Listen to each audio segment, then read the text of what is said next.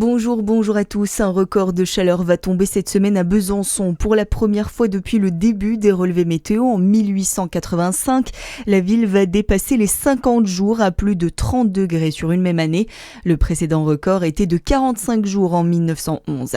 Et vous l'avez sûrement senti, la canicule fait son retour. 22 départements sont placés en vigilance orange en ce début de semaine, dont le Doubs, le Jura et la Saône-et-Loire.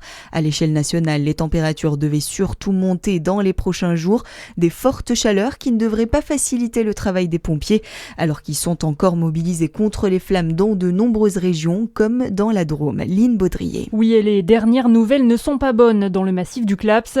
Le feu qui sévit depuis 7 jours a brûlé 370 hectares et 4 pompiers ont également été légèrement blessés hier. Au total, l'incendie a progressé d'une 50aine d'hectares.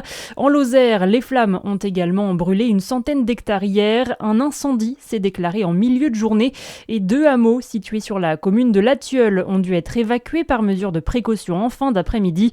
Et puis en Gironde, déjà durement touché ces dernières semaines, un incendie a pris dans un camp militaire au sud du département. 15 hectares ont été touchés. Et au total, 17 départements sont classés en risque élevé de départ de feux de forêt aujourd'hui. Notez aussi que dans les Deux-Sèvres, un homme d'une quarantaine d'années a été placé en détention provisoire hier. Il est soupçonné d'avoir provoqué plusieurs incendies dans la région. Il doit être jugé demain en comparution immédiate. Et parmi les effets de ces températures particulièrement élevées, on observe une avancée de plus en plus marquée de la période des vendanges.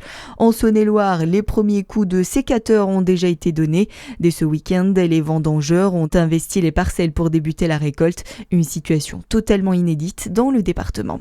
L'actualité, c'est aussi ce grave accident à Blanzy en Saône-et-Loire. Un automobiliste de 53 ans a percuté un arbre hier après-midi sur la départementale 974 route de Montchanin. 10 pompiers et le SMUR sont intervenus.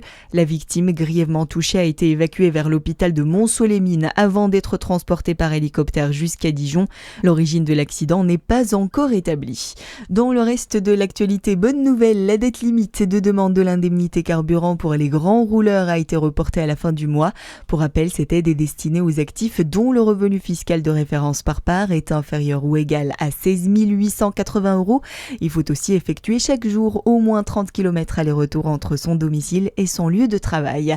Et puis un relais à vélo venu du Brésil poursuit sa route et a fait étape à Dijon ce week-end. Le COP 31 Bike Ride est parti fin avril de Belém pour rejoindre Antalya en Turquie, ville hôte de la COP 31 en novembre. L'initiative vise à promouvoir le vélo comme moyen de déplacement dans les politiques climatiques. Leur parcours se poursuit dans plusieurs villes de Bourgogne, dont Chagny, Cluny et Mâcon. À suivre votre météo sur Fréquence Plus.